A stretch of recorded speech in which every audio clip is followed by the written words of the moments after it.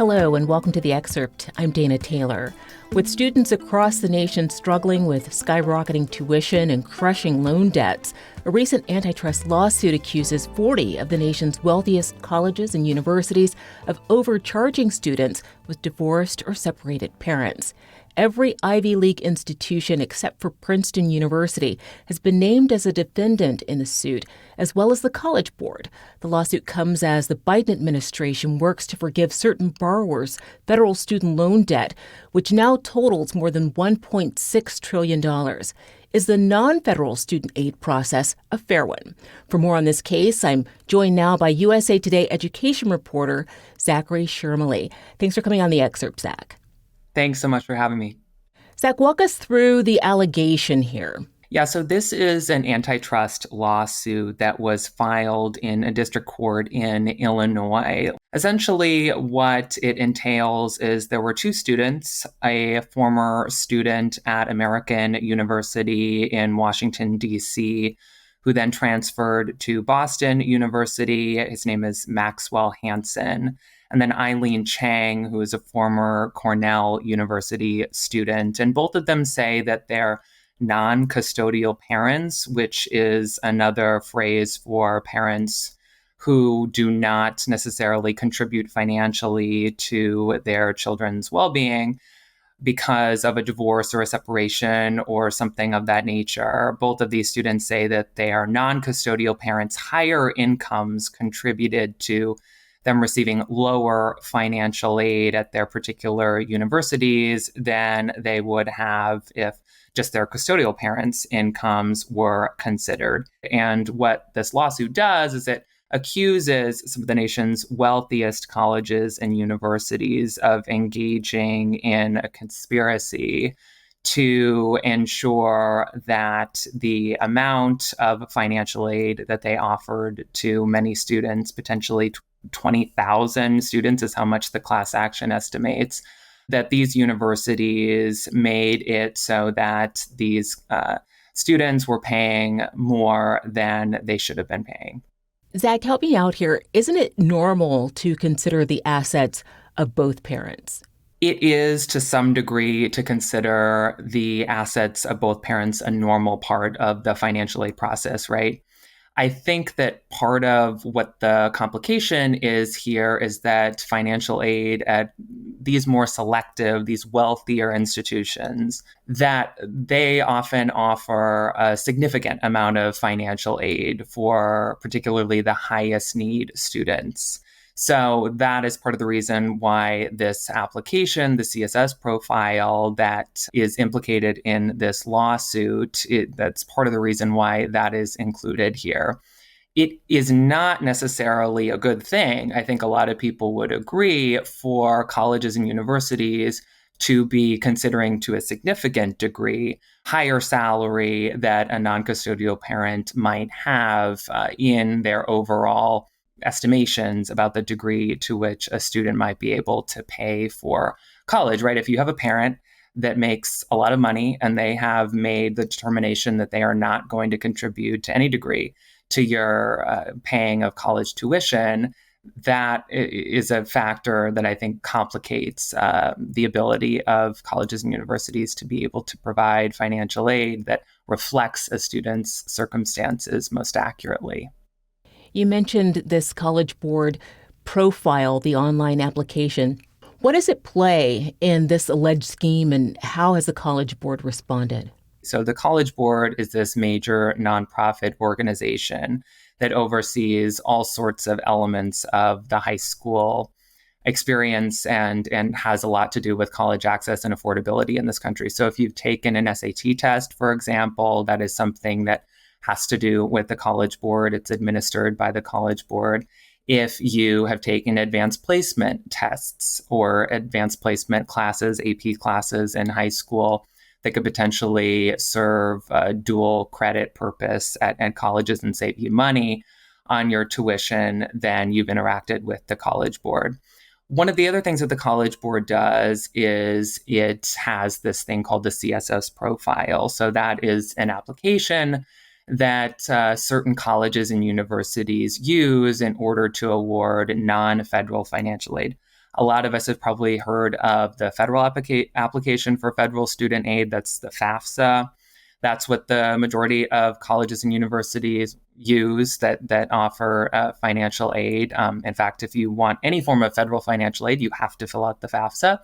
But for these schools that offer a really significant amount of financial aid for the highest need students, the wealthiest schools, the most selective schools, places like Harvard and like Yale and like Stanford, all the types of schools that are implicated in this class action suit, then you have to fill out the CSS profile. And it's significantly more in depth, I think, for a lot of people, especially if you're somebody who has a tough relationship with a parent, someone like a non-custodial parent, and you have to find a way to gather their financial records and put those records into a very convoluted system, I think it would be fair to say, and then send that information off to colleges. It can be tough for a lot of them.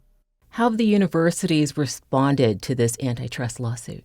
So many of them are saying that they're going to fight it. A lot of them are, in fact, not responding at all because it's not their policy to respond to pending litigation. But a spokesperson for New York University that is named in this suit told us that the lawsuit is meritless. The College Board said that believes that they are going to prevail in this litigation, which could likely take some time. And can you explain what the various parties have to gain here? We can put that into two buckets, right? The colleges and universities, they have something to gain here in the form of if they were taking into account someone's non-custodial parent and the amount of money that that particular individual made.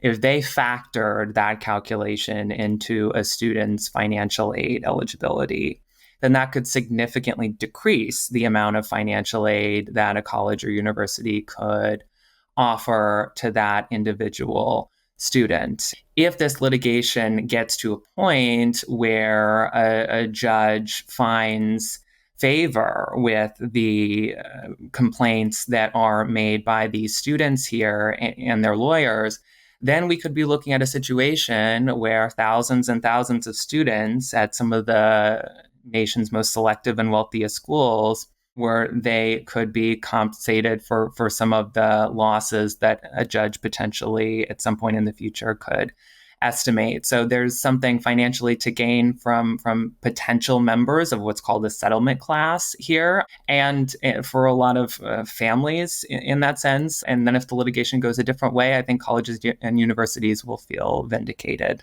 What potential impacts could this lawsuit have on the financial aid policies of the 40 universities named in the case? Could it impact other policies besides the one requiring both parents to fill out the CSS profile?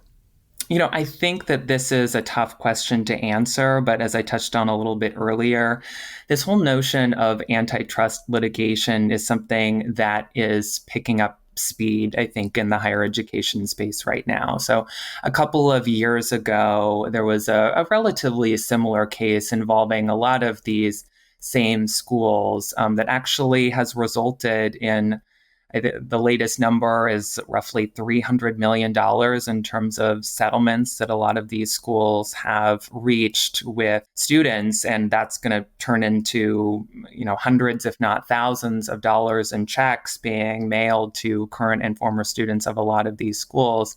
I think it's too soon right now to know clearly how this case could potentially impact the financial aid policies of these schools. What are the broader implications of this lawsuit for higher education affordability and access?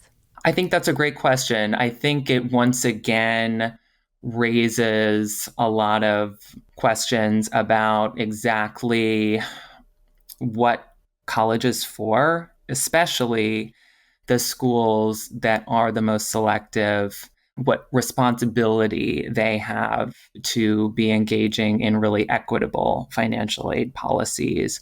So it's sort of one of the tenets of higher education in this country, right? That a lot of these schools, Ivy League schools, Ivy plus schools, the schools with the largest endowments and with the lowest selection rates for their applicants, that kind of the The irony is that in the United States, these schools, though they charge the highest amount of tuition for students who can pay full price, they also allow students who come from very different socioeconomic circumstances, who have the least ability to pay, to attend those universities and pay next to nothing. So I think that, as I say, there's an irony there, and it raises all sorts of concerns about equity and, what the mission is of these institutions and the tension that has always existed in higher education between the need for these schools to make money and the social impact that they have in America. We talked at the top about the affordability crisis with colleges and universities. Well, a degree does almost guarantee higher earnings over one's lifetime. Alleged schemes like this greatly erode the public's trust. How might this impact the debate about whether college is worth it? There are a lot of conflicting opinions about whether or not a college degree is worth it. And I think a lot of the news that you're seeing, especially out of the White House and out of Washington when it comes to student loan forgiveness, does signal a kind of message about the value of a college degree that is something of an evolution from what we've seen Democrats in particular historically saying when it comes to whether or not going to college, getting a bachelor's degree is, at the end of the day, worth it. I mean, the impact of cases like these is going to be complex, and yet a lot would have to change for schools like Harvard and Yale and Stanford to not be trying to offer a lot of financial aid to students with the highest amount of need. They have a lot of money. These are schools that have, multi-billion-dollar endowments in many cases, and they are happy to put out press releases that say that they are providing financial aid to students who really need it. So I don't think that is something that's going to change anytime soon. Zach, what's needed here in terms of fairness and transparency in the financial aid process?